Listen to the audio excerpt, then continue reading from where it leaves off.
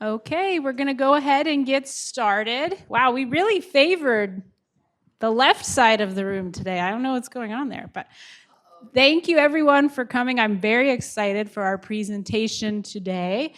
We have Liz Gowan from the Ohio State University Assistive Technology Center, and her credentials are very impressive and very long, so I'm going to cheat and read off of my sticky note. But she is an assistive technology professional and a rehabilitative engineer technologist. She has some really interesting information for us today, so I'm going to turn it over to her and dim down the lights. Wonderful. Thank you, Ava. And I'm going to snag this little clicker here. And I'll go ahead and let you dim the lights, and then I'll get started. Thank you all for joining us today. I'm really excited to see so many people to teach you all about some tech gadgets and gurus.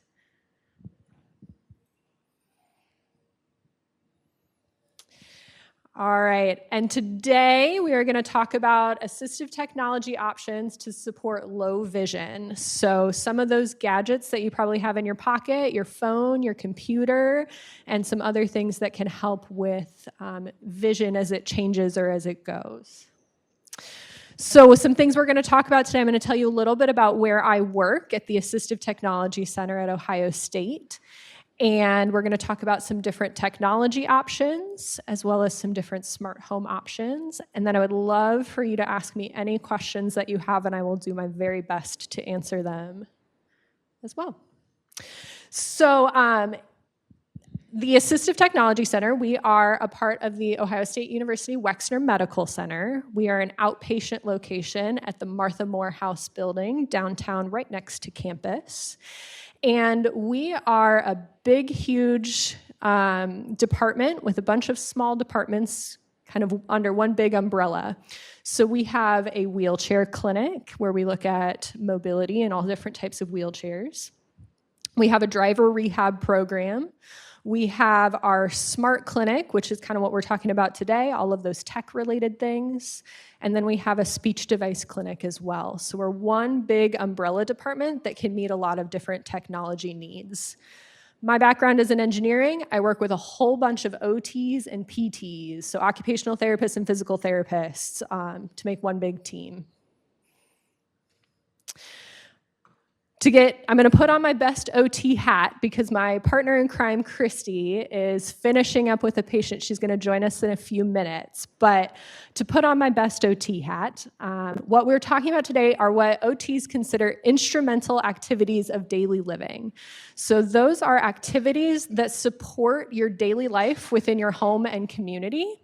So it could be things like doing laundry, meal prep, those things that help you go about your daily life. So using technology, making phone calls, checking your emails, we consider all of those things instrumental activities of daily living. And they fit under a big OT hat of lots of different things, driving, shopping, meal prep, technology, and what we call EADLs, and that's what we focus on in our smart clinic. Electronic aids to daily living. It's a fancy way of saying using your phone, using your computer, using smart home technology. And we do some adaptive video gaming. If any of you happen to be into playing the Xbox, I got you. So when someone comes and visits the smart clinic, they have an appointment with an occupational therapist and myself as a rehab engineer. And what we do is we assess for how you access your electronic devices. So we look at all of the things that you have and all of the things that you want to do and figure out what settings and what functions we can use to help you do the things that you want to do. The advantage of coming and visiting us is we can really get personalized on, if you have an iPhone or an Android or a flip phone, what features are available on each one. So today I'm going to talk about a bunch of general features, but if you get really excited about this stuff and you're like, I really want to learn more and I want to figure out what I can do with my own devices, you are more than welcome to come see us at the Smart Clinic and we can dive into your personal devices as well and help you meet whatever you're interested in doing. So I'm going to talk about a bunch of different types of technology today. I'm going to start off with some different tools to help you in your daily life, just around your house. And then we'll talk a little bit about some smart home devices and how those can help make you independent. We'll talk about some things that are on your phone and your computer and your tablet, things that are already built in that can make those a little bit easier to use. And then also some different apps and some different things that you can wear that can also help with vision as well. So to start off, we're going to talk a little bit about adaptive daily tools. So things that you can use in your everyday life that are adapted to accommodate for low vision. And there are all kinds of things out there that fall into this category. I'm going to touch briefly on some common ones. There's a lot more, like a lot more. So these are just some different things that we look at that might help make someone more independent. There are color identifiers. So they're little cameras that you hold up to things and it'll tell you what color something is. There's a voice labeler, so you can label something and then a little computer will read it to you and tell you what that label says. Sometimes we'll use that with spices in your spice rack or cans in your pantry with those little tiny print that can be really hard to read. We sometimes look at bill identifiers, so something that will read your bill amount out loud, tell you if it's a 1, a 5, a 20, more than that if you're really lucky. We sometimes employ physical strategies. So there's things like bump dots, which can raise labels and help you identify. You can feel for where the power button is or the start button on your microwave. There's medication dispensers that will talk to you, or button hooks, little physical hooks that will help with getting dressed. So lots of little gadgets that integrate into your daily life and hopefully make your vision a little bit easier to see things that you're using every day. There are also all kinds of tools for cooking if you enjoy cooking and eating a good meal. Lots of things that will talk to you and tell you what they say on the screen, so you can use your hearing and auditory as well. So there's talking thermometers, talking kitchen scales, talking liquid level detectors so you can tell when you've poured the whole glass of liquid. There's all kinds of large print things as well, large print measuring cups, large print cutting devices, things like that can be helpful. And then some tools that you can install around your kitchen. We might consider installing oven rack guards to help avoid getting burned by the oven rack as you pull something in or out, just a little added safety piece. Or a chopper to make chopping things a little bit easier so you don't have to see where that knife is going. Just use the chopper instead. And then there's also all kinds of magnifiers out there. There's handheld magnifiers, there's lighted magnifiers, there's digital magnifiers, tabletop magnifiers, portable magnifiers, all kinds of different ways that you can just make printed text larger and a little bit easier to see. So all kinds of daily tools that we can integrate that can make reading or seeing things visually just a little bit easier for you. So next I'm going to move into a little bit of smart home technology. Is anyone here familiar with smart home technology at all? Have you ever used an Alexa or a Google Home or seen any of that before?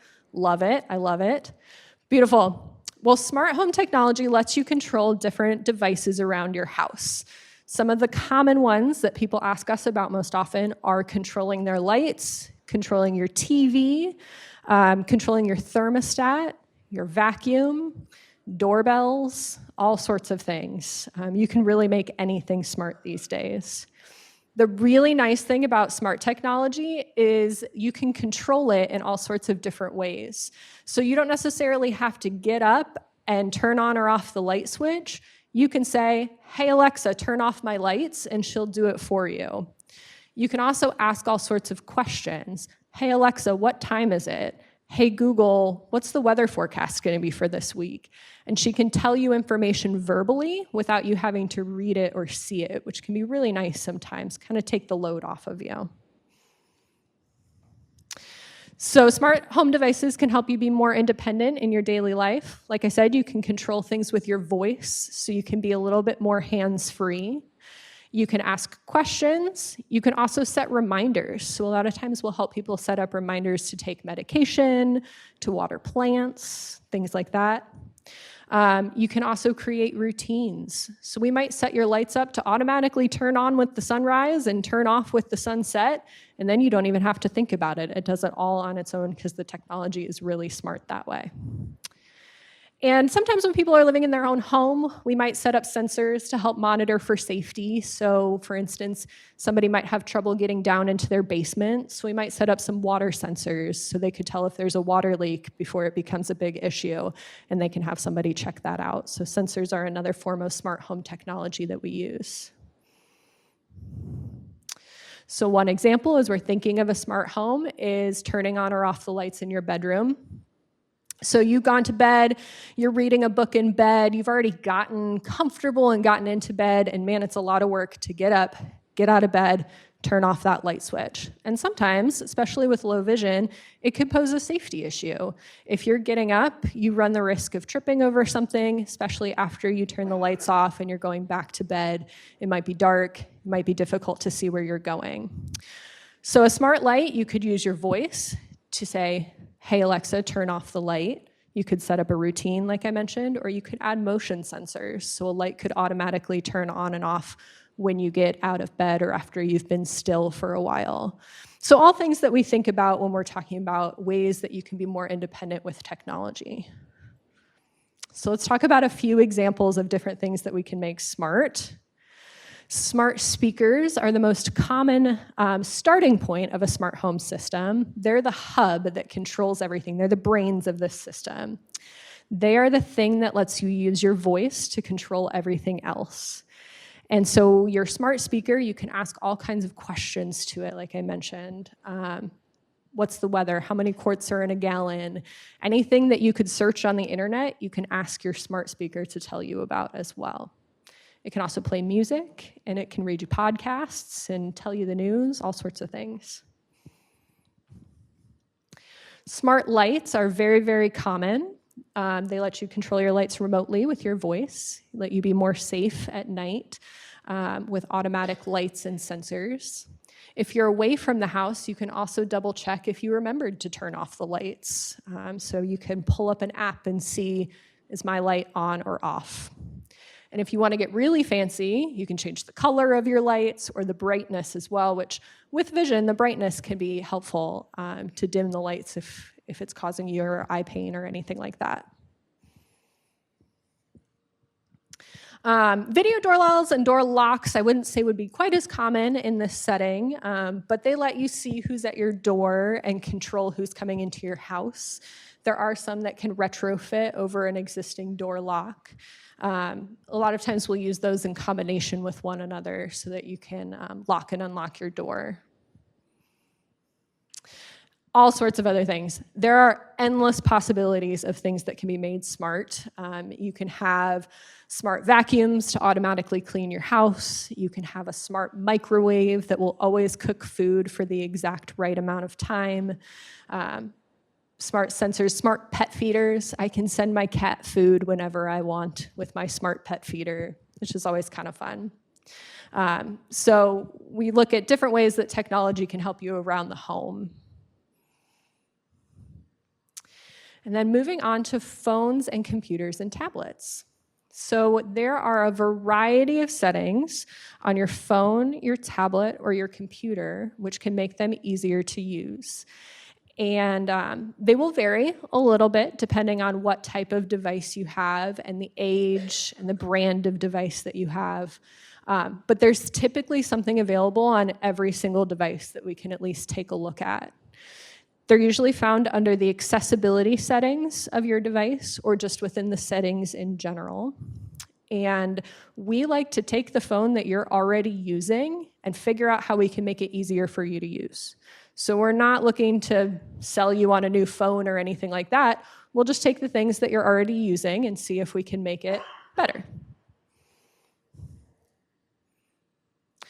So some examples of different settings that we can change on your phones and your tablets and your computers are first, vision accessibility settings. So we can make the font size larger on your phone or your tablet, so it's a little bit bigger and a little bit easier to see. We can typically make the icons a little bit bigger so you can see what you're opening and what you're picking a little bit easier. We can add more contrast or change how the colors appear so that there's a little bit more boldness to the words.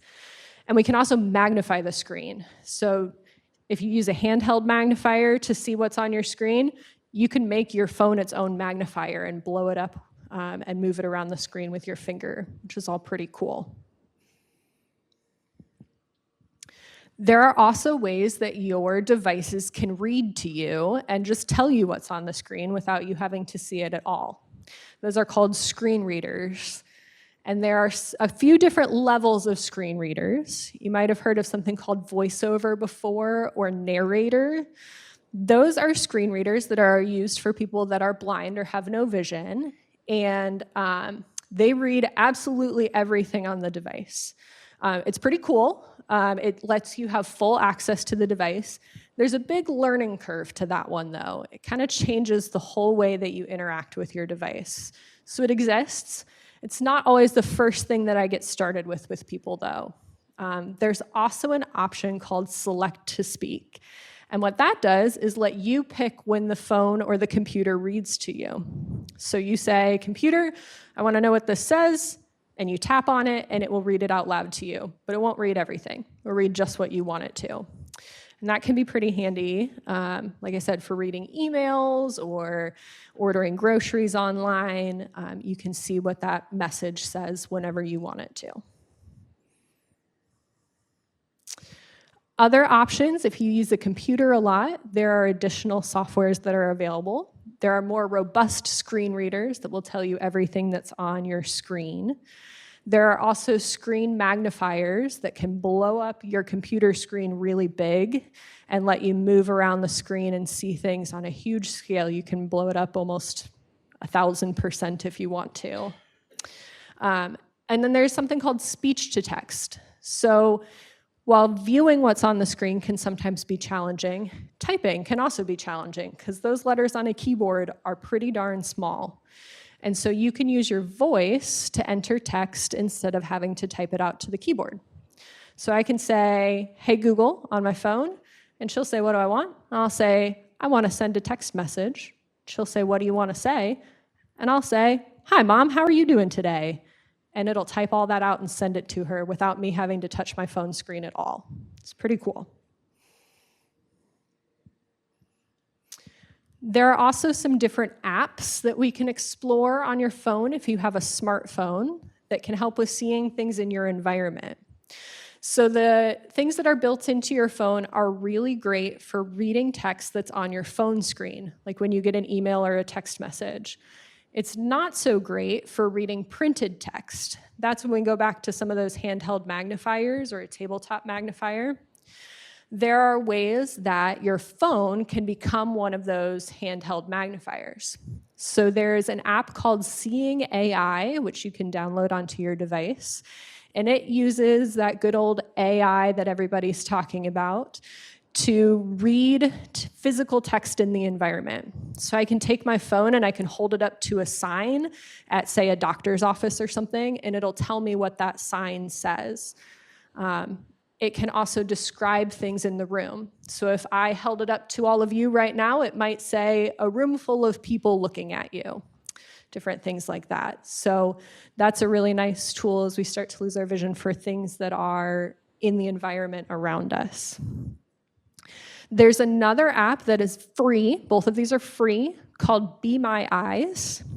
And that app uses your phone camera and connects you with a volunteer somewhere in the world that will look through your phone camera. They'll come up on your screen so you can talk to them. And then they will use your phone camera to describe to you what's in your environment. So the first one uses AI, big robot computer machines. This one uses real people, and they will describe what's in front of you. So you might be at a grocery store and have two different products in front of you and you can't tell what the label says. You could pull up this app and talk to somebody and they would say, well, the one in your right hand says blueberries, and the one in your left hand says blackberries. And they would describe what's around you. And it's a totally free app and a free service that's really cool. It's all run by volunteers. You can also turn your phone camera into a magnifier. So you can use on both Apple and Android smartphones.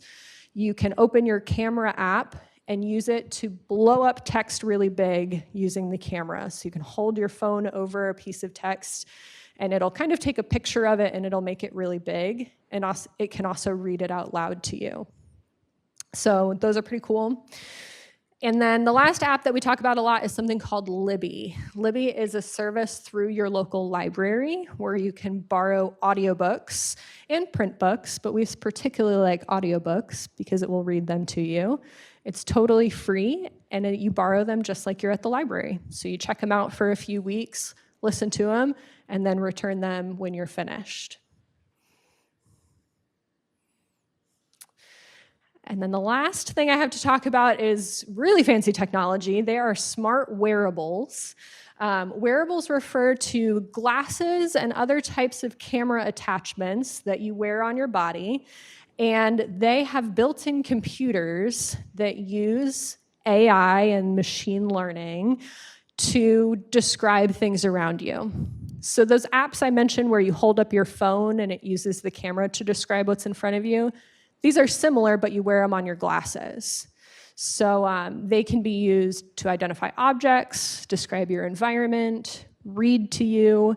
They can even recognize faces. So if I walked up to Ava with one of these glasses on, it would say, Ava is in front of you, which is pretty cool. These devices can be very expensive. So if this sounds like something that you might be interested in, I would definitely recommend coming to see us at the Smart Clinic to try something out and make sure that it's something that actually works well for you, does what you want, and is going to be worth that cost that's involved, because they can be pretty expensive devices. Okay. So if any of this sounds like something that is interesting to you, how do you get started in going down this process?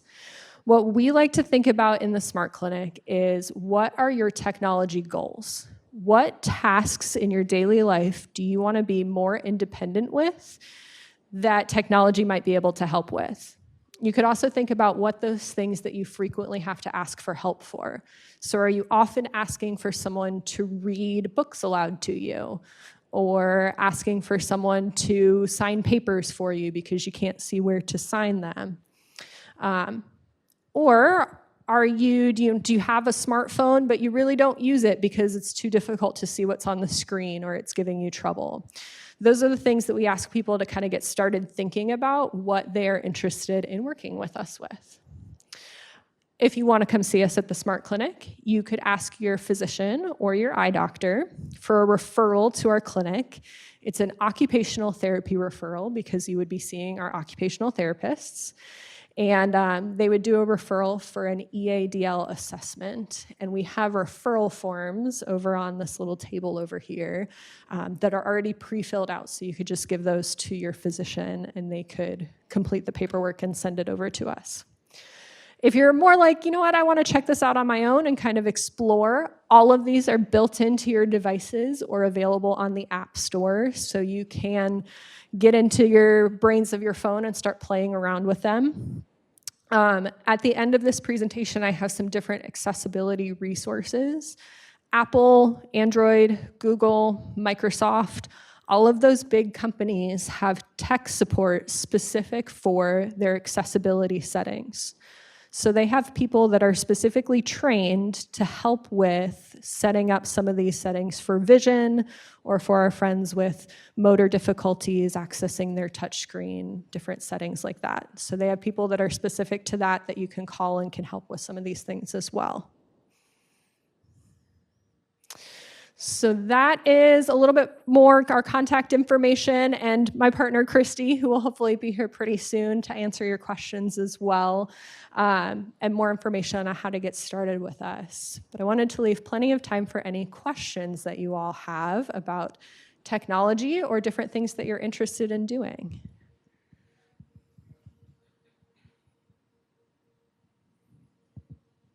Yeah. Can you offer some reassurance to people in this audience who are really uncomfortable with technology? Yes. So the question was, can I offer some reassurance for folks that are uncomfortable with technology? Yes, I can. So part of what we do in the Smart Clinic is establish your technology goals. So some people love to spend 24/7 on their phones, myself included. Other people that we've worked with, when we ask them what they want to be able to do on their phone, they just say, I want to be able to call my grandkids, FaceTime my daughter, and check my email. And if that's all that we want to focus on, that's okay. We can set you up with really easy ways to do those things and kind of simplify all of those things. We also always try and connect you with some resources to go back and refer to. So sometimes when we're getting into the settings of your phone, it can be a little bit challenging to, you might be scared that you're going to break something or you're not going to be able to get it back to where it was. We always give you exactly where to find these settings on your phone so that if you do get home and you're like, what did those ladies do to my phone? I hate this. You know how to get it back to how it was. And the last thing that we like to talk about is who's on your team. So particularly with some of that smart home stuff, it does take a little bit of setup and a little bit of troubleshooting the first time you set it up. And that can be a challenge if you haven't used this stuff before. But a lot of times folks have somebody on your team that can help you with those things. It might be a neighbor, it might be one of your children or your grandchildren, it might be a volunteer that we can help connect you with that would be interested in helping you with those things. So you're not alone in using technology. There are resources out there that can help you with those things. Any other questions?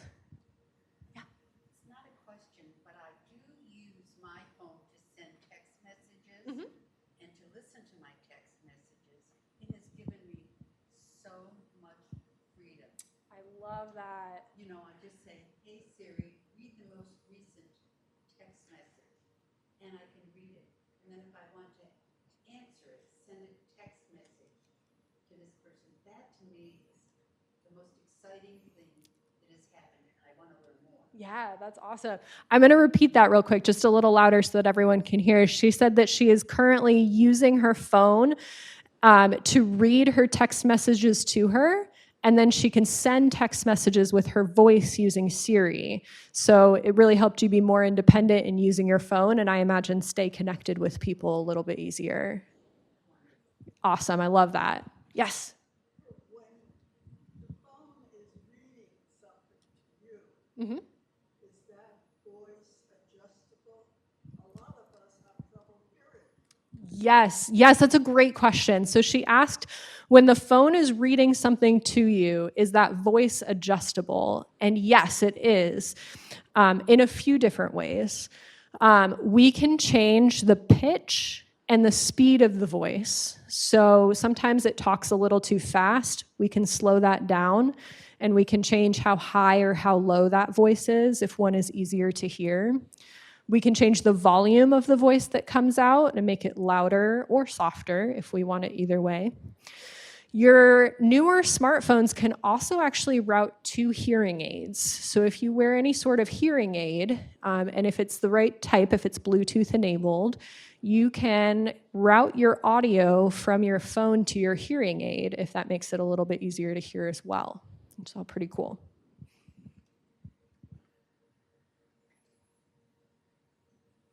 Yeah? You use general terms like really expensive. Can you give ballpark figures for something like a Siri or an Alexa or some of these other things? Yeah, absolutely. So for something like a Siri, that actually is built into your phone. So it is totally free if you have a smartphone.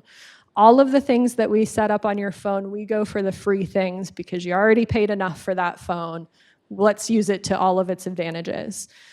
So using your voice to talk to your phone or changing the size of the font on your phone, all of that are built-in settings. You just have to know where to find them and how to turn them on.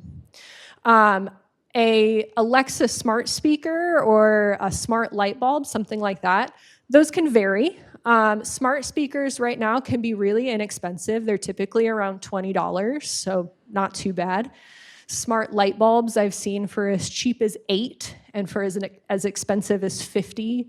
The $50 ones can be like 1,000 different colors and play music with them and all sorts of different crazy things like that. Some of the other smart devices, it just varies depending on what you want to control. A smart vacuum would typically be more expensive than a smart TV plug-in or something like that. So we like to have people start with 1 or 2 devices if it's your first time getting into smart home type of things, to make sure that it's something that you like and that you use before making a larger investment.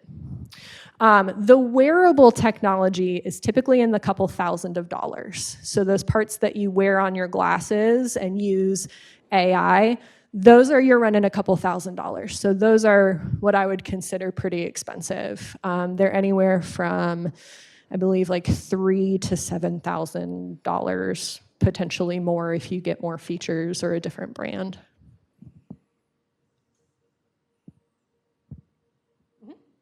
I also use Google Home, and it was very inexpensive. Yeah. My grandchildren gave it to me as a Christmas present, and it was like $20 for the home base, Yeah. and then the speakers were not expensive either.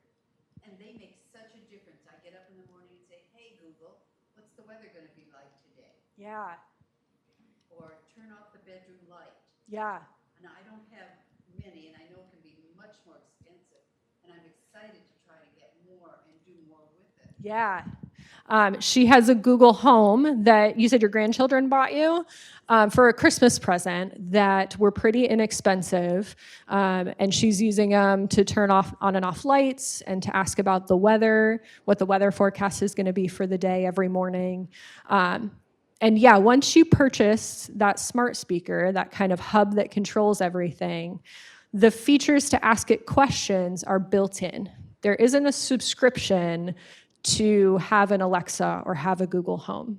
There are added features that you can pay more for if you choose to. For instance, you can have your Alexa Amazon Music account where you can load all of that. But there are also they're not something that you would have to continually put money towards if you didn't want to, but there are extra things that you can pay for if you did.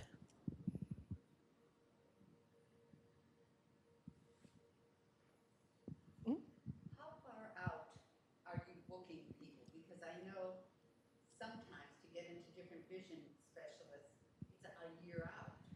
Yes, we are definitely not a year out. We typically are scheduling about 3 to 5 weeks in advance, give or take. Sometimes a little bit sooner if it's a week of cancellations, which happens sometimes.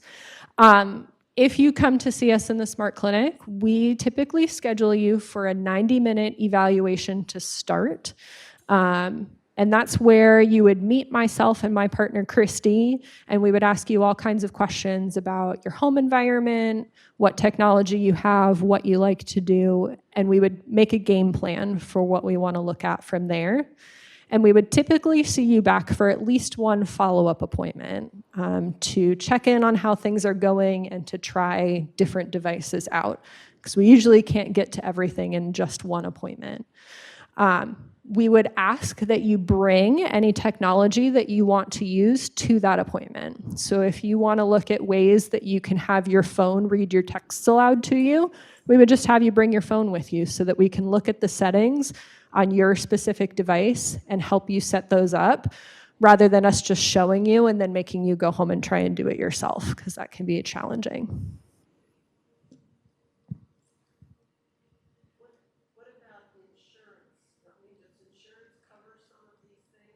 Yeah, good question. So insurance will cover the evaluation portion because it's considered an OT appointment. Each insurance is a little bit different, so we may run into something kind of strange. But typically, insurance will cover the evaluation portion under your OT. medical insurance. The devices themselves, unfortunately, typically are not covered under insurance. They would be out-of-pocket purchases, which is where it is pretty nice that a lot of the things are relatively inexpensive, like a Google Home for $25, rather than some of the medical stuff that you may get that's a lot more expensive. These are consumer grade products that you can get at a Target or a Best Buy, and a lot of people use them, so that helps make them a little bit less expensive.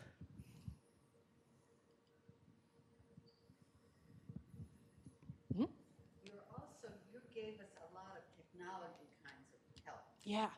What about non-technology kind of helps that are out there? I've done it with the bumps on the microwave, on the dishwasher, etc., that are very inexpensive. Yeah, that is a great question. She asked about what are some non-technology interventions that can be really helpful around your home, but don't rely on things like your phone or the Google Home. That is a great question, and that's very relevant to some conversations that we've actually been having in our clinic recently. So our specialization at the Smart Clinic is really that technology side of things. We're really good at helping you access those gadgets and phones and computers and devices like that. But we know that there are other technologies around your home that can be really helpful. And it's really helpful to have someone that can go into your home and help you with those things. We have a few resources in the community that might be able to help with those things. There are some folks called Certified Orientation and Mobility Specialists. And they are people that go into your home, do an evaluation, and work on some of those more low-tech or around-the-home solutions that we're not quite as able to do in more of an outpatient setting. So if those were things that you were asking us about or had questions about, we would help direct you towards those folks that can come into your home and help you with those things. I'm also going to introduce my partner, Christy. She's our occupational therapist that works in the Smart Clinic. So if you came to visit us, you would meet her or our other friend, Emma, as well. And if you have any questions on an OT side, she would help be able to answer those as well. So thanks for joining us. Thanks for having me. Yes. I was going to say, here at Friendship Village, when we give a series or, the ball, for the volume and all, we need to connect with we have an IT department here, and they have to certify that we're okay to have it, and they register, so that we're connected to the IT when you have some of these smartphones appliances. Yes, that is a great feature to point out. So she mentioned that because of the environment where you live, you folks have an IT department, which is awesome. I hope they're super helpful with things. In order to connect with the facility Wi-Fi, you would need to connect with those IT folks as well.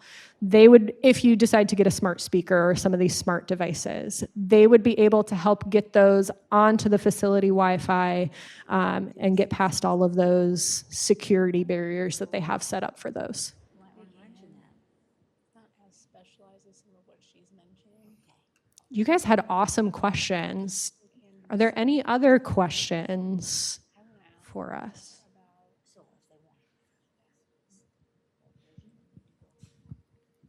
Okay, well, oh, Norm's got one. Norm? Never mind. Yeah. Are you in the tower or in the other building? We are in the pavilion building, so the shorter building. And if you haven't been to Morehouse in a while, it looks pretty different. We've been under construction and lots of renovation. So that is wrapping up in August. And so if you come visit us, you'll see our fancy new place. Yes. Yes, you do need a referral to come see us, which you could ask for from your doctor or your eye doctor. I have some forms over here on this sheet that you could give to your doctor if that's easiest, and they could fill it out. They can also send us electronic referrals with our medical records system now. So if you just ask them and tell them what you're interested in and tell them you want to see the Smart Clinic, they'd be able to send us a referral that way as well. Yes? When you were discussing iPhones and accessibility settings, you mentioned color immersion. say anything about it. So I'm curious to know what that entails and how does that help? Yeah, so color inversion, there's a couple different types that are built into your phone. One way that we can use that is it swaps black for white. Sometimes it's a little bit easier to see white print on a dark background rather than the other way around. And so we can set up your phone to be kind of flipped. So it's white text on a black background. And that can be helpful for people. There's also color filters, which kind of add a little shading to your screen almost. And they can be useful for folks that may have color blindness to help distinguish between different colors. Or we might find that it's a little bit helpful to have a yellow tint to your phone or a blue tint to your phone to make it a little bit easier to see. Yeah, for sure. Hi, everybody. I'm Christy. I'm an OT. Sorry I'm late to the party. I just wanted to add on to that. The main reason from an OT standpoint why it's important to have color inversion is really to increase contrast sensitivity. So if you're having trouble differentiating between two colors that are often similar, then flipping the colors can often increase that contrast.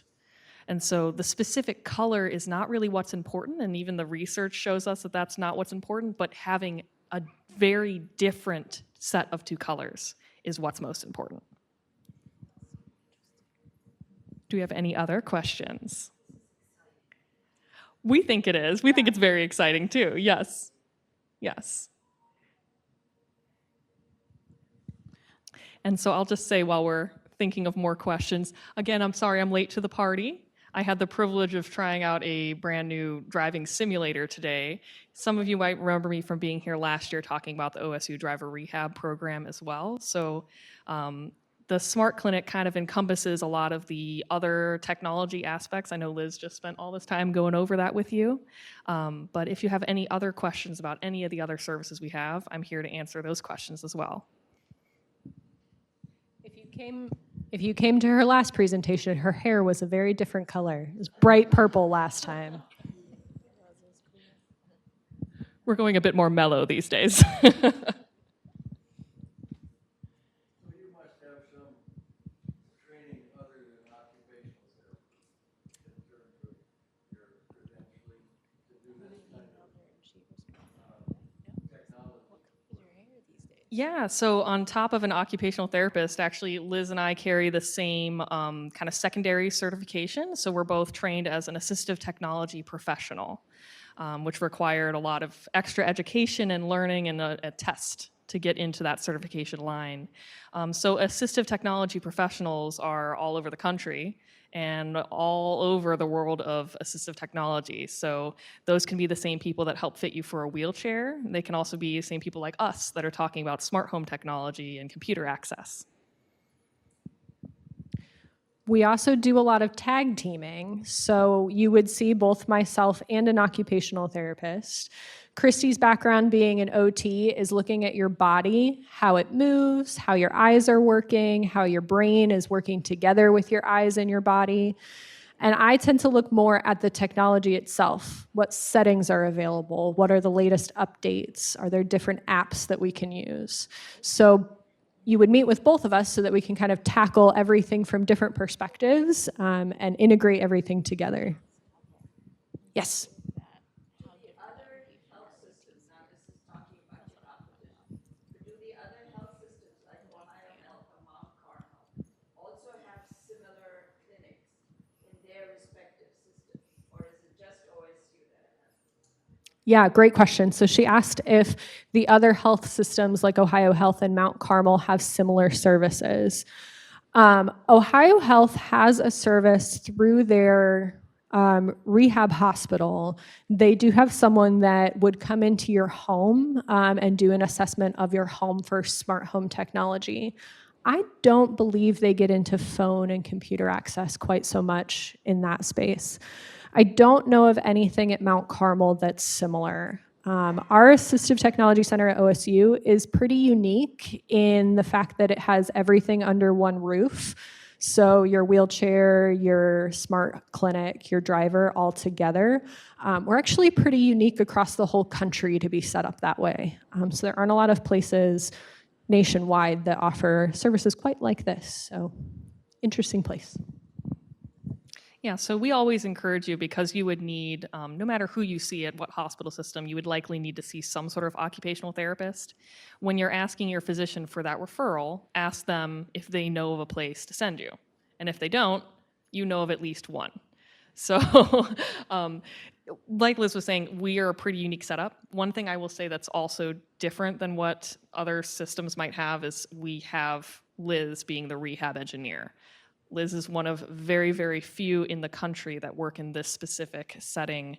And so when you get to see us, we're a duo, we're a tag team, and you get both of our services all together, which is very cool. We do wish we could come to your home, and that is one area where we can't do that. So if you're looking for someone to come directly out to you, definitely consult with other hospital systems as well. We're always, we're a network, we're friendly with each other, we can cross-refer if you need something more detailed than what we do.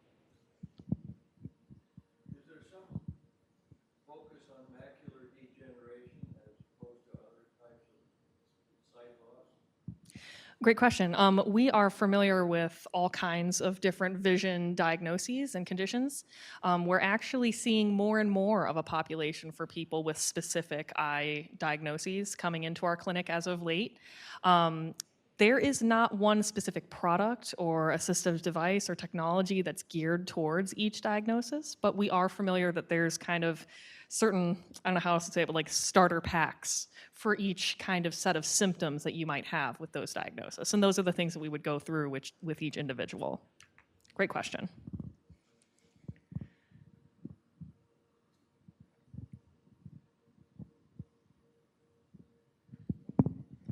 All right, if there's no more questions, we don't want to stand between you and dinner.